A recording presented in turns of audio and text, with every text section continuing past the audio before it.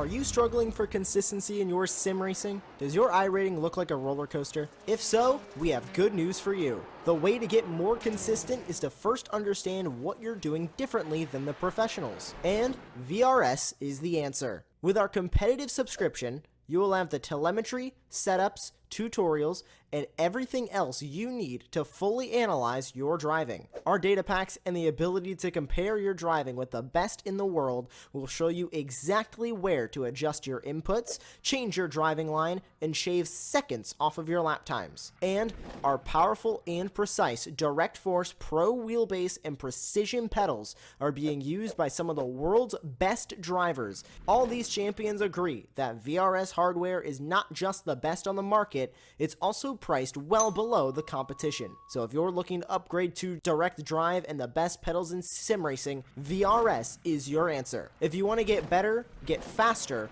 and make it happen sooner rather than later, you owe it to yourself to find out why so many people are switching to VRS. You'll be so glad that you did. Visit www.virtualracingschool.com and learn why the best use VRS.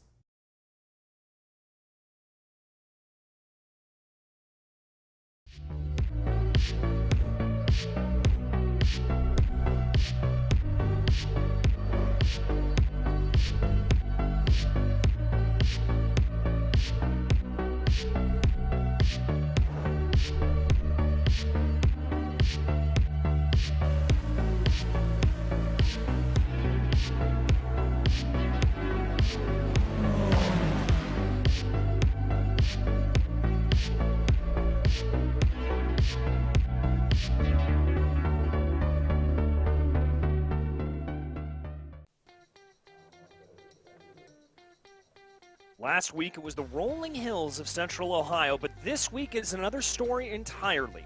Nestled in the shadow of Mount Fuji itself, Fuji International Speedway has earned a reputation as being fast, fearsome, and as fabulous as they come. Featuring one of the longest straights in all of the world, this circuit may look like a bit of a draft fest, but the second and third sector of the track will be sure to keep drivers on their toes. Welcome everyone to round 7 of the Radical Racing Challenge here on Apex Racing TV. My name is DJ Clark, joined here in the commentary booth by Sam Fitzpatrick, who's also serving as our director and producer here tonight. And Sam, you and I were talking a little bit before this broadcast about just how much of a gem this Fuji circuit really is and just how incredible of racing that it seems to always put on.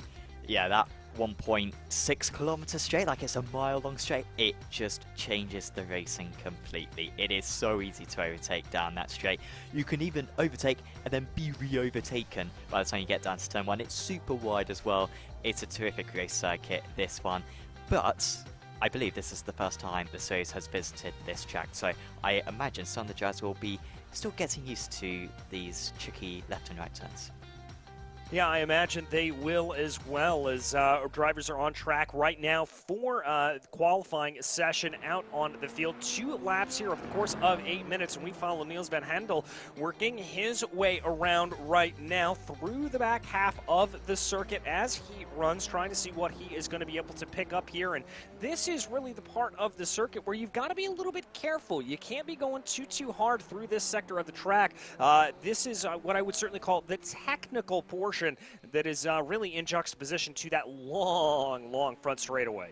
Yeah, because it's a fixed setup this, so they're not going to have to be balancing between those long straights and the tight twisty corners, but that is often a tricky thing to deal with around the circuit, as Niels van Hendel, a driver who I don't think we've ever seen around. However, he is the car number 1. He's got a terrific iRacing. We will show that in just a moment once the first few times are posted, but he's currently at the top. Philip van den Herk up there. Great to see Mats Jestrom-Bakken, a very common Apex Racing League single-seater driver around. Lasse Sorensen as well, another one of those drivers. I think those two are teammates, both representing the nation of Norway out here tonight, but still a good half the field yet to put in times, including Daniel Sedgley and Alex Simoes, who we expect to see well up the order.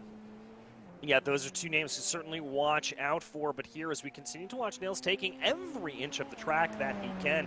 Looking very quick though, purple times all the way through the lap as he brings his way here down into the heavy braking zone that is the Dunlop corner. Obviously taking this little corner on the back half of the circuit. This in addition made not too terribly long ago to try to slow down some speed. And here we see leading his way down into nets. A little bit of a sort of stadium section here that brings its way around, and then you can see the wonderful elevation change around this circuit. One of the things that you really don't get to get a full experience of if you're just looking at it outright. A little bit of overcorrection there coming out of the final corner, but now he gets onto that nearly mile-long straightaway here, blasting down, ready to set the new time. Yeah, let's see if he can extend this out. We always see the second lap times are always faster than the first lap times, and there's no exception there. He goes significantly faster, ends up to 0.8 of a second quicker. What can Rafael Blanco do? He is the car number 2. I think this might be good enough for the front row of the grid for the Uruguay. No, it's only good enough for 3rd position. He's a bit short of Van den Herk right there. Sedgley still halfway round his lap a bit. His first lap was not particularly impressive. Tony Dibden, interestingly, the car number 7, seed number 7, not setting a lap time. Andres Friedrich, the only driver yet set a time along with Tony. Friedrich with his first lap time invalidated. But yeah, not too many drivers to go, honestly. We've got Sedgley, we've got Simoes as well. Now, he has been in strong form, has the Portuguese driver. I would be shocked if he's 1.7 seconds off the pole time. He goes 5th position. It's better for him, but still no one getting near Niels van Hendel right now. He is looking extremely good, is the Dutch driver, as we just got Marti and Sedgley to complete this qualifying session. As we ride on board the nose here of Daniel Sedgley coming out of Panasonic corner and on to that front straightaway. Let's see what the Englishman has got in the pocket here as he's going to bring that car across the start-finish line. Is he going to be able to close in? And that's going to be P2 for Sedgley, a fantastic lap. That'll bring him onto the front row of the grid, but the gap's still about 0.4 of a second there up to P1, so a mighty, mighty gap to try to make up. We jump back a little bit farther in the field. This is Roger Marti here trying to bring his way around. That car looking a little bit squirrely coming through turns 14 and 15, trying to keep everything underneath him here as he lines his way up into Panasonic right now. Good line through that corner. Not a lot of correction that he's going to have to make as he just gets onto the loud pedal and lets the car breathe and do its thing, accelerating now towards the start-finish line. Marti currently scored down in 15th position right now. Let's see what he's got as he charges to the line. Only going to be good enough for 14th. And because everyone had completed their lap times, we advance the session and we go straight into the race then. And we have our grid then for this round of the season. Yes, we do. It's going to be Niels van Handel leading off in first place position, followed by Daniel Sedgley. Then it's Philip Herc and Rafael Blanco in row 2. Row 3 will be Nola Chila, followed by Felix Simoes with Rui Rodriguez and Mats Gunsterbracken there in 8th place. 9th place will be Chris Redmond, followed by the IGO Coatings iRacing teammate there of Lasse Sorensen. Robert Woodward lines up in 11th, followed by Jose da Silva in 12th place. 13th will be Damian Gee, followed by Roger Marti. We saw him finish his lap. Then it's the lone American in the field, Daniel Reshaw in 15th. Tony Dibden will be 16th, and Andreas Frederick will line up on the back of the grid there in 17th. 17 drivers here in this top split for the Radical Racing Challenge. We are in store here for about 14 laps around this Fuji Speedway as we wait for the field to get onto the grid here. Sam, what are you going to be watching for? Well, just everyone keeping it clean, hopefully down to turn 1. It's a tricky car to get off the line this, and it's a very long run down into the first corner, so real possibilities of there being some incidents. But these guys are getting experienced in this car. Hopefully we won't see too much of that. But, I mean, can Van Handel keep the lead, because he was looking extremely dominating in qualifying. He needs to make sure he gets a good start here, and he might be very tricky to beat. Might be very tricky to beat indeed as the lights begin to come on. 3 lights on, 5 lights on, and there goes the green. We are racing in Fuji. A couple drivers in the back there on a very, very speedy getaway. It looks like Dibden not getting off the line whatsoever, but we are already 2-3 wide as they work their way down into turn 1. You mentioned just how wide this circuit can be. Plenty of room, but it looks like the majority of the field through the first corner, through Daichi, nice and clearly. It does look like we've got a little bit of movement around here. This is that second place driver trying to work his way up ahead, holding on as they go. Van der Herk holding in behind. A little bit of close racing farther into the back right now as we focus in on the number 8 of Da Silva, trying to work his way around Sorensen right now, but losing a couple of positions there as they go. Good dive down to the inside for Da Silva, and that's going to be position gain for the number 8. Yeah, poor start for Chris Redmond, who he's just overtaken, so Redmond dropping down a couple of places. But Van Handel, I mean, I was doubting his race start. Man, that was a good race start. He's absolutely sprinted away from the rest of the field. Certainly managing to keep that position, top 6 all in the same order as they were prior. And then we got Jesper Dragon up a place. Oh, we got a spinner, and that is Da Silva, who we were watching previously, and Lasse Sorensen. I feel like that was unconnected though, TJ. I think that may have been a little bit of incident fixation there for Lasse Sorensen. We may have to go back and check out a replay there to find out exactly what happened. Is for the first time here, Van Handel's going to bring his way onto the long front straightaway, and we're going to see what the effects of the draft will be in this Radical machine. As here we've got a little bit of a close battle. Robert Woodward trying to hold up on Roger Marti. Daniel Reshaw holding in behind as we've got a drag race here between Marti and Woodward. Banging doors coming down the front straightaway, getting a little bit aggressive as they come. Neither driver really able to take a full advantage of the draft here as they're running inside. It almost looks like Marti's thinking about pulling back into line as here comes Reshaw trying to make that 3 wide down into the corner. A 2-for-1 for the number 14. That was lovely stuff. I'm not sure if it was deliberate. I think he may have broke a little bit late and then all of a sudden panicking they might hit the two ahead of him and just went for the space. But it works out for the Californian driver. Good work from him. Noah Chia has been able to get past Rafael Blanco. Blanco not with the pace seemingly tonight, and he is dropping down to 5th position now. Yeah, not good work or not good times for him, as we will try to get a replay of the Silver Spin.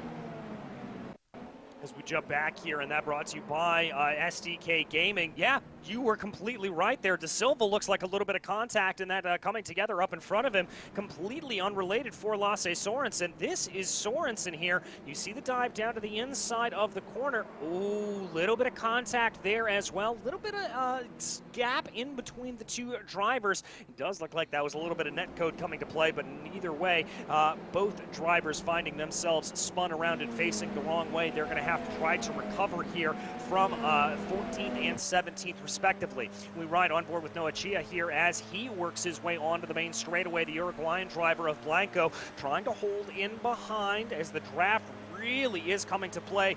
Vandenherk, by the way, setting the fastest lap of the race last time out. It looks like he's going to go for a little bit of a pass down to the inside of Sedgley. That move is done for Vandenherk, and it looks like Sedgley's going to try to fight back a little bit. Yeah, and you said he got the fastest lap of the race. It was the fastest clean lap of the race. Van Handel went faster by 0.3 of a second, but picked up a 1x. I don't want to play it down, but Van Handel still got very good control of this race as it stands. But yeah, nice work there from Van den Herk. We'll see if he can break the draft now. Rashaw up there in 10th position now, so he's just got past Marti. Rashaw now 5 places from his race start. Managed to get through that first lap shenanigans quite easily. And yeah, he's making good progress right now. I think he's got the pace to catch up to Redmond as well, further up the road. And then, of course, you've got Marti and Woodward and Guy not too far behind. Sorensen and Friedrich as well, much faster than these guys. Friedrich started right from the back. Hasn't made too much progress so far, but these guys are 2 seconds lap faster than the drivers ahead of him, so they will catch soon. Yeah, we do anticipate that Sorensen will be able to catch up there, Friedrich, as well as they continue to push their way forward right now, working their way out of the final corners here through 14, 15 as they come around here. The leader of Van Handel starting on lap 4 here in just a short amount of time. We jump up to Robert Woodward here, trying to take a little bit of a different line over Marti, and you can see that a couple of times coming through Panasonic. Multiple lines being able to take through that corner as there. Handel sets the fastest lap of the race up at the front of the field, and we've got another side-by-side between Sedgley and Vandenherk as they go down a little bit more side-by-side between Blanco and Chia. We said that Blanco was going to be coming on strong as here they go now down into the corners through Coca-Cola right now, flicking their way through the left-hander as they try to be able to get themselves around. It looks like Rafael Blanco is going to be able to hold on, but don't sleep on Simoes here. He's looking very aggressive on the back of Chia as well. Yes, Simoes has been quite quiet, hasn't he, so far? He's been a very strong driver so far this season, but this queue is growing. You can see Mats Jestrom back, and like I was saying earlier on, Apex Racing League single-seater driver on many occasions, and then Rui Rodriguez, who is running in 8th position right now, the car number 6. We used to have another driver called Rodriguez who was very common in this championship. I do not believe it was Rui, but yes, just one of his fellow names people right there. But Rodriguez running strong in 8th position, and well, he will have quite a tow. Let's see, as long as we don't get like distracted by something else going on out on circuit, we'll see this tow from Rodriguez, because this will be fun from his perspective this next straight.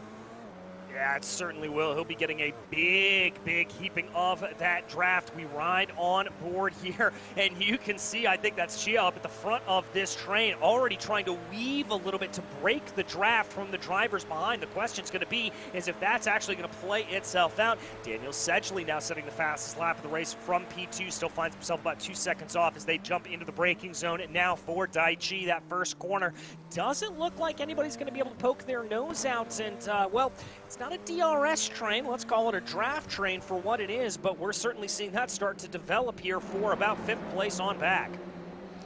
Yeah, I was surprised. Everyone was just about spread away from one another enough in order to survive that time round. But I think we'll see the Jaws get very aggressive later on as Marti all over the place. Done very well to keep it pretty much within the confines of the circuit right there. And through the 100R corner, he's not really lost a whole lot of time, but he wants to be getting away. He needs to extend that gap to over half a second in order to start to break the draft, because if he's this close when they go on to a long straight, he'll be in trouble. As there goes Yestrin back, and he's been overtaken by Rodriguez there, so Rui making that move. Now means that the top 9 are back to where they started in this race. We've had a fair few changes. At one point there was quite a few changes, I think 3 changes, but they've all gone back to their qualifying positions. I doubt it will stay like that to the checkered flag there.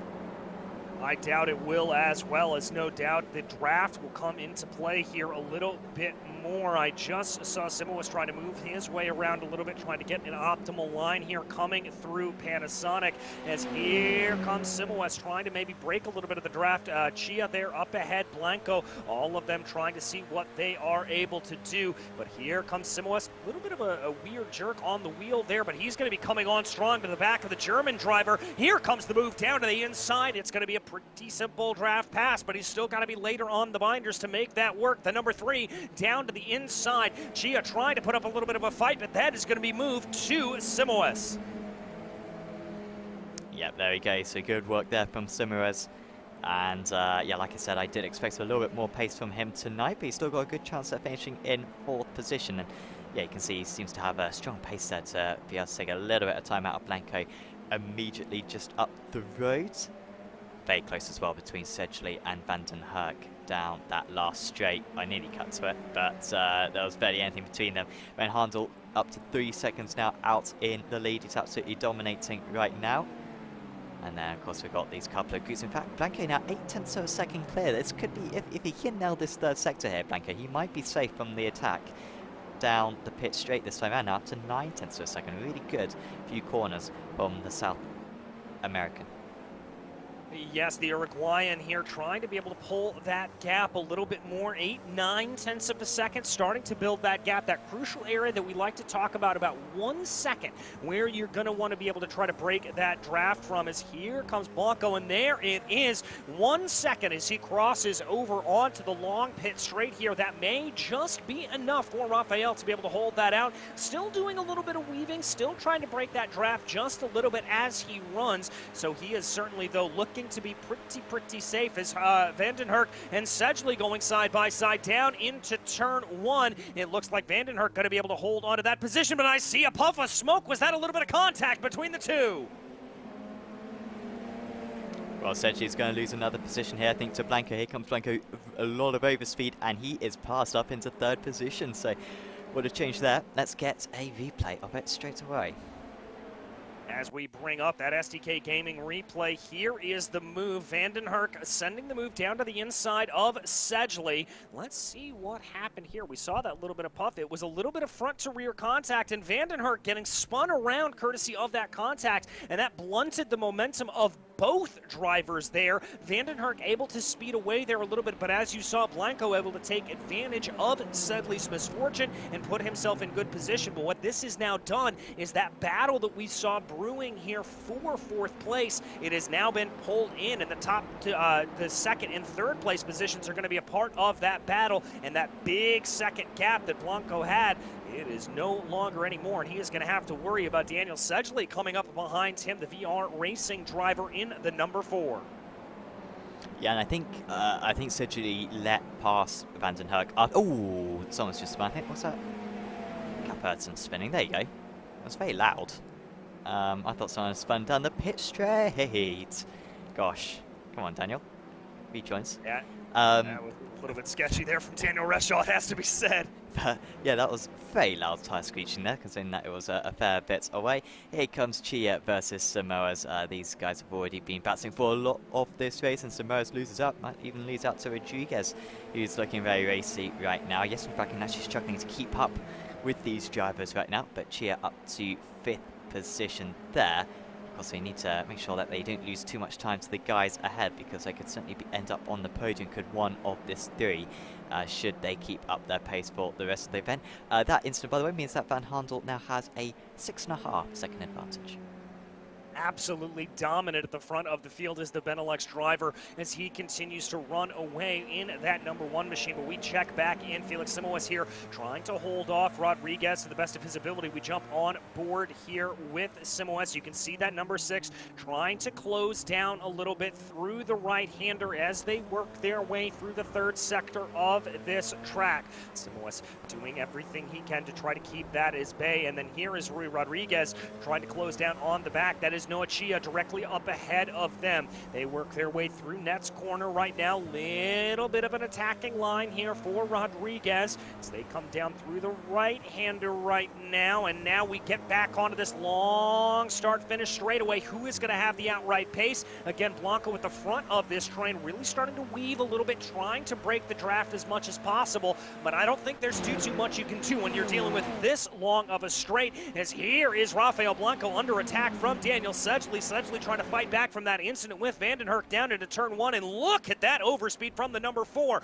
Rafael Blanco as well, and Simoes going side by side down into the corner as it looks like Rodriguez able to get the move on Felix Simoes down into turn 1. The number 3 trying to fight back a little bit down through Daichi and into turn 2. More side by side, Roger Marti and Woodward going at it, everything firing off into turn 1. Yeah, everyone's taking the gloves off now, and they are just going for it right now. And that is Woodward, I think, just clearing Marti. There, Marti, come on. That is hopefully his racing line. I hope he wasn't altering it in order to hold back Sorensen, who of course was involved in that spin on the opening lap of the race much faster than these guys. Only a matter of time. Really, ooh, wow. This is interesting defense right now from Marti. He is, I wouldn't say defending necessarily, he's just taking alternative racing lines, which happen to be fairly defensive maneuvers. I'm not quite sure, but it's working at the moment. I'm not sure if these guys can keep this up for a whole lot longer though. This is an accident waiting to happen. It's just a case of can Sorensen get past and get clear before the accident happens. Yeah, exactly. Ooh, big slide there from Marti up ahead of him. I've got to think, though, if I'm Lasse Sorensen, I'm just going to try to pull up behind here in the draft and let that do the work for me. A little bit of a look to the inside, a little bit of a look to the outside, trying to carry some momentum the long way around. That should give him a better bite there off of Panasonic corner as they lead their way onto the back. A little question there on the back of where is Mick on the back of Marti's car. We'll have to find that out later, as here he comes, Lasse Sorensen, able to get going here on to that start-finish straight away, and it's going to be a bit of a drag race. The IGL Coatings eRacing driver, is he going to be able to be later on the binders in the number 15? It looks like he's just able to get it, tries to push Marti out a little bit wide, and I think that's going to be successful here for the moment. Yes, it is. Sorensen up into 11th. Simoes has dropped places. So I think this is with Rodriguez. I think Chia had already got past him. Rodriguez was the next one. Oh, Simoes missing his braking zone, and he does the best he possibly could there. It comes up that he's crashed, but yeah, must have just been going quite slowly at that point, and well, didn't lose too much time at least, but that was the best thing he could have done in that scenario there. And Simoes now down to 8th position, and a little bit detached from that back ahead. They've started spreading it out. Van Handel obviously ahead, then it's Vandenherk and Sedgley, so those two who collided earlier on, they're back to 2nd and 3rd. Well, Vandenherk was always 2nd, but Sedgley's got back to 3rd. Blanco might go with Sedgley here. He's still within draft range, but he needs some good laps as, well, I thought this circuit was about 14 corners, but right now Vandenherk is making it 17 or 18 corners with the shapes that he's making down this pit straight. Yeah, it's Chia and Rodriguez up ahead of Jestrenbakken, who is not quite the same pace as these guys, and Simoes is going to take advantage of that, I feel, quite soon. The gap is down to 0.3 of a second. If Simoes breaks as late as he did last time, he'll certainly be passed, but I think he's going to be a bit cautious after the events of one lap ago.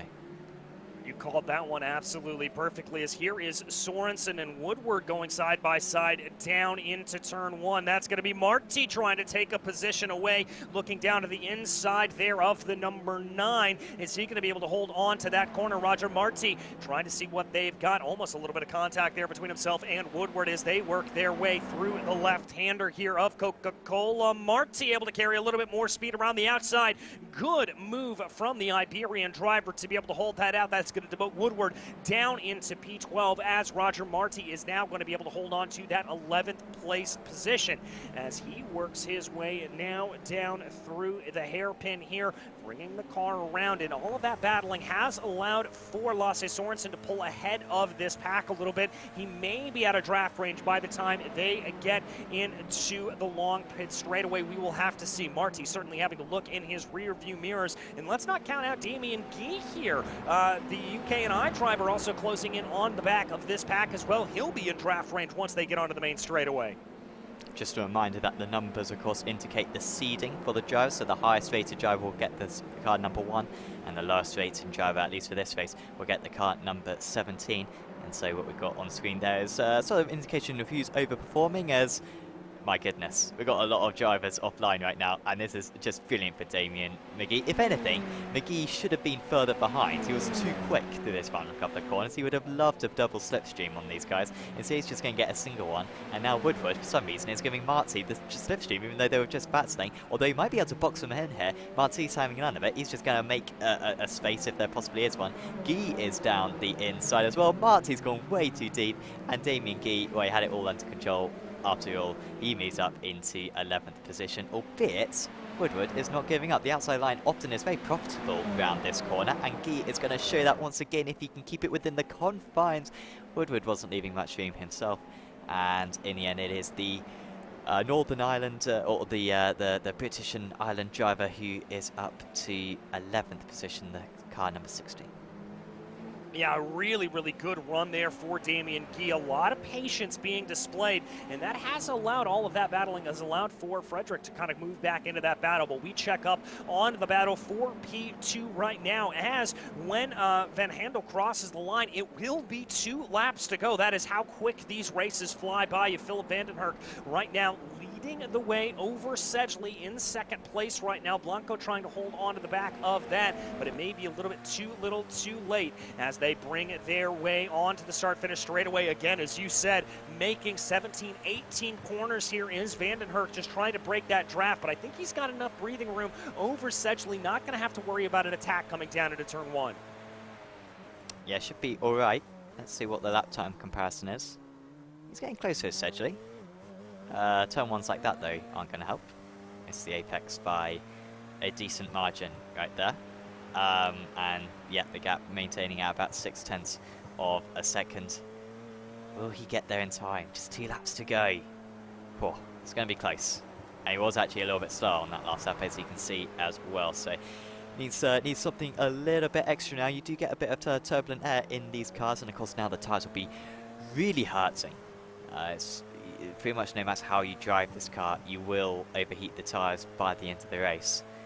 And so the drivers will be feeding it right now. It's going to be sliding about a bit. This is a decently grippy circuit, which was a bit of a surprise, I think, to most drivers when it was added to the sim. But there is some grip around this place, but not enough nonetheless. As he's continuing to get closer right now is Sedgley. This is going to be a close one down the straight. I think he needs to be within half a second if he's going to have a go. Yeah, I think you're right about that, as Van Handel crossing over the line in a mere moment's time to take the white flag. Only 1 more lap to make this work for Daniel Sedgley. The gap 0.6 of a second. We'll have to see if that's going to be close enough here as we ride on board the nose of the number 4. The English driver trying to hold on to the back right now of Vandenherk. Closing down all the while. The gap is down to 0.3 of a second. Is it going to close enough for Sedgley to be able to have a move down into turn 1? He thinks about it, but not quite close enough. He's going to have to back off and do this on the back half of the circuit, which is easier said than done. But Sedgley coming on with plenty of steam here. White flag in the air. Last lap for these drivers. Does Sedgley have enough to be able to claim P2 over Vandenherk? And shockingly, there's no other moves going down to turn 1. We've had moves at turn 1 every single lap, and yet on this last lap, it is Baron Asa Sahara right now, and instead this one is going to be the battle which comes down to the wire. Now, I think the big question is, does Sedgley have enough time down the final straight to pull up alongside and pass by the time that they get across the start-finish line? I think that's what he needs to be hoping for. Otherwise, I don't think there's going to be a place to overtake around this final sector of the lap. A little bit over the curb there for Vandenherk, but carried good speed, and that gap maintaining at about 0.4 of a second.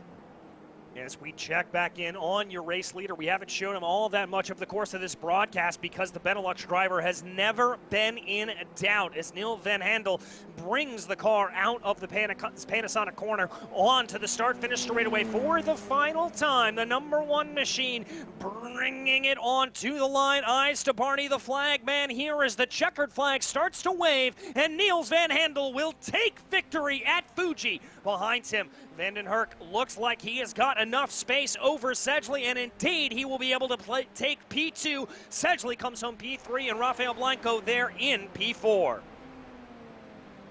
Yeah, and Chia managing to hold off Rodriguez. Now, there is a fairly close one. Guy versus Woodward versus Friedrich. Friedrich, remember, having issues earlier on, and Woodward's going to be fairly close here. Will they get alongside, making some extra corners? There's Guy. He's still slaloming which way. Woodward doesn't know which way to go, and he spins it himself, and he's going to be overtaken by Friedrich, surely at the line. No, I think he held on to it. What happened to Friedrich? Friedrich must have made contact or something, because Woodward kept that 12th position. Oh, dearie me, I don't think that was totally in the spirits of things there from Guy, because that was like the Nordschleife right there on the final straight. That was so many moves within a very small amount of time. Unfortunately, it's not coming up on the event viewer at the moment, but I promise you we will get a replay of that one for Woodward, as I think pretty much all the drivers are across the line, and this is the start of the lap. Well, we'll see. Hopefully maybe we'll get this entire final kind of section for these guys. Here we go. Yeah, here they come. This is down into the Dunlop corner. Here we ride on board with Woodward. This is a good way to go back and double check all of this. As they bring down into turn 13, you can see just how much pressure he was putting in the back of Damien Guy.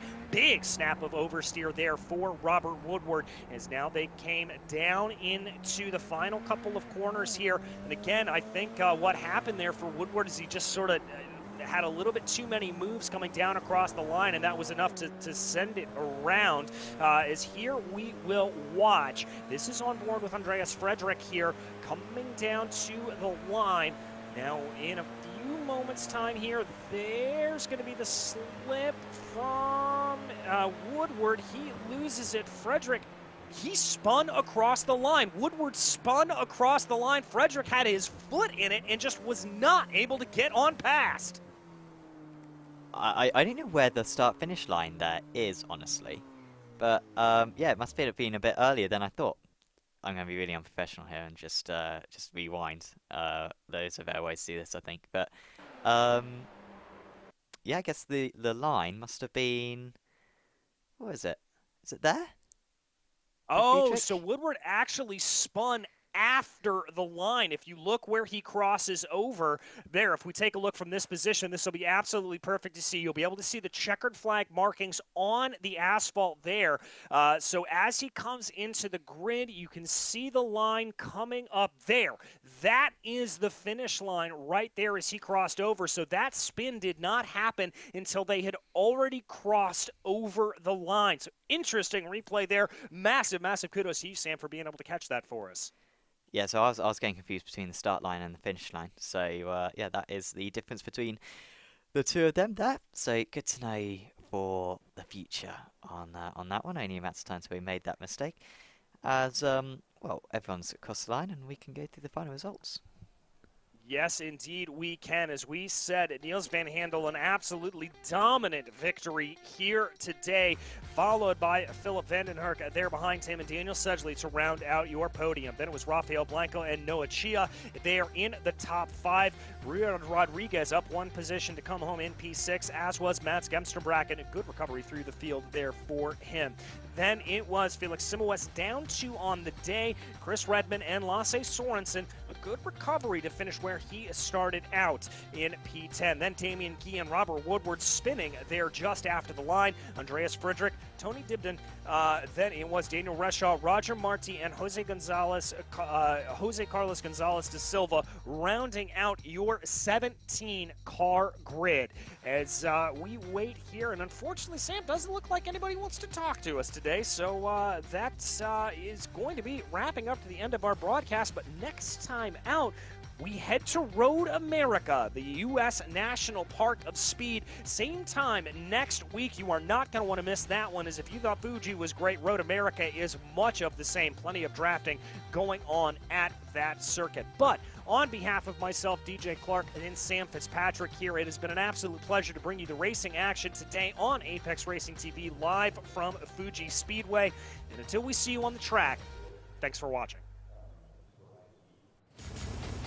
Are you struggling for consistency in your sim racing? Does your iRating look like a roller coaster? If so, we have good news for you. The way to get more consistent is to first understand what you're doing differently than the professionals. And VRS is the answer. With our competitive subscription, you will have the telemetry, setups, tutorials, and everything else you need to fully analyze your driving. Our data packs and the ability to compare your driving with the best in the world will show you exactly where to adjust your inputs, change your driving line, and shave seconds off of your lap times. And our powerful and precise Direct Force Pro wheelbase and precision pedals are being used by some of the world's best drivers. All these champions agree that VRS hardware is not just the best on the market, it's also priced well below the competition. So if you're looking to upgrade to direct drive and the best pedals in sim racing, VRS is your answer. If you want to get better, get faster,